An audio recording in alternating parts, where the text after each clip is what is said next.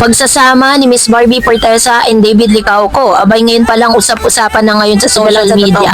Ang lahat. Salamat po sa inyong mga komento ha. Maraming salamat sa pagbibigay ng inyong opinion. So this time ito na, pag-usapan natin kasi pagtapos po ng isang napaka-grande bakasyon ni Miss Barbie Fortesa, no, kung saan napunta po siya dun sa kanya pong kapatid, at kitang-kita po talaga na sinasabi ng ilan na si Barbie Fortesa daw ay nahiyang sa Amerika dahil pagkatapos ng kanyang appearance, no, dito po sa mga bago niyang ini-endorse ang Posh Nails, napansin ng mga netizen na talagang kakaiba yung itsura ni Miss Barbie.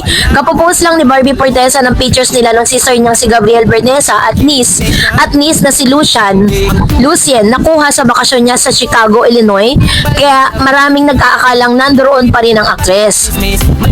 Pero nang makausap namin ang tatay niyang si Antonio Fortesa, ikinuwento nito na last week pa nakauwi ang anak.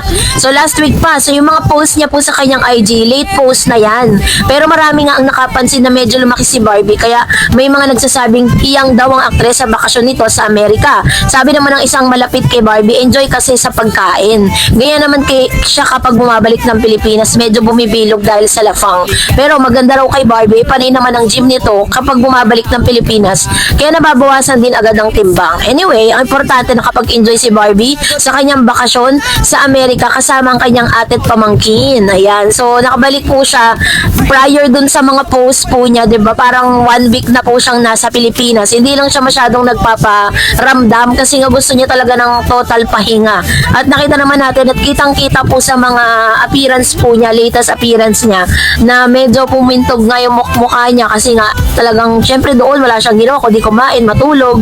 Eh dito sa Pilipinas, parehang kayod ni Barbie. Sunod-sunod po yung mga projects niya and endorsement. Meron siyang may mga hindi pa siya natatapos, meron na naman siyang trabaho. Kaya talagang yun ang kailangan ni Barbie para hindi siya ma-burnout sa ginagawa niya. Is nagbakasyon siya na yearly naman ginagawa ni Miss Barbie Fortesa. Marami naman po ang natuwa sa kanyang pagbabalik dahil back to work na nga si Miss Barbie Fortesa sa kanya pong trabaho, sa mga trabahong naiwan niya dito sa Pilipinas. Yung patungkol po dun sa kanilang work, no, ni Mr. David Licauco ay soon malalaman na po natin. Pero sa kanyang interview, ito na I am very grateful to say that na marami akong sparkling moments with Sparkle. Number one dyan, syempre Maria Clara at Ibarra, dahil yun talaga ang naging umpisa ng maraming blessings and nasundan syempre ng magaganda pang proyekto, pelikula, Pulang Araw, Beauty Empire, nagkaroon ng P77, saka Contravida Academy.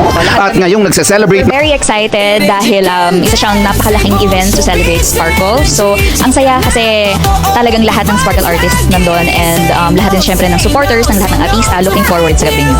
Kababalik lang ni Barbie mo.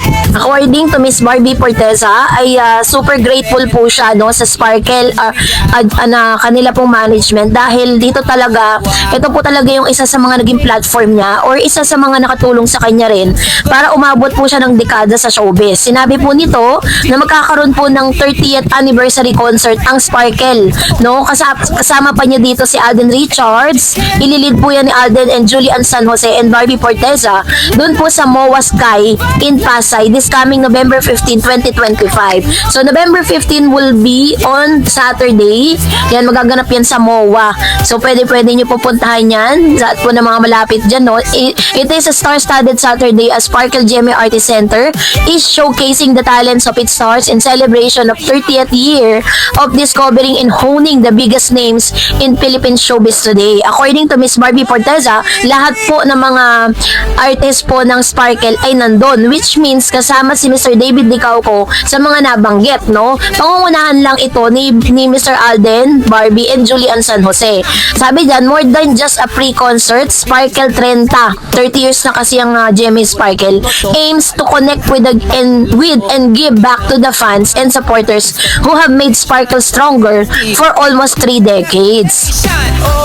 This is inspired by the Gen Z term Trentahin. The event titles reflect the youthful and fun spirit of the celebration. celebration, vibing and thriving to sparkle together for 30 more years. So, ang pinaka-tema nila is trentahin. Ganun yung kasi mga term ng mga Gen Z ngayon eh. Joining the festivities are some of the talent agency's biggest stars led by Alden Richards and Barbie Fortesa, Michelle Marquez D, Julian San Jose, Miguel Tan Felix, Gabby Garcia, Rayber Cruz, and Rojun Cruz. Adding to the excitement are all well-loved Sangre stars Angel Guardian, Kelvin Miranda, Faith Da Silva, and Bianca Umali, along with Sparkle Teens, Sparkle 10, Sparkle Campus Cuties, and Pinoy Big Brother Celebrity Collab Edition Sparkle Housemate. Also joining the celebration in Comedia is comedian Ai de las Alas, among many more surprises guests. The show is directed by Rico Gutierrez. Passes for the Sparkle Trentos concert are now available via SM Mall Online's app. Download the app, claim your coupon, and be part of Sparkle 30th Anniversary Celebration on November 15 at the MOA Sky Amphitheater. So, libre nyo pong makukuha yung ticket. Ang gagawin nyo lang po is kailangan yung i-download yung app na ano po, no, ito pong Sparkle 30. Tapos sabi, makukuha nyo daw po doon yung inyo pong passes. Download the app, claim your coupon, and be part of Sparkle 30th year celebration. So, libre nyo pong mapapanood yan. Kailangan lang mauna kayo sa passes dahil siguradan ubus na yan ngayon pa lang. So, that's it for today. For more videos and updates, please don't forget to like and subscribe, and please don't forget to follow my Facebook page, Dareds TV and Dareds Channel. God bless everyone! Sapan, artista kilig nation, Dareds TV.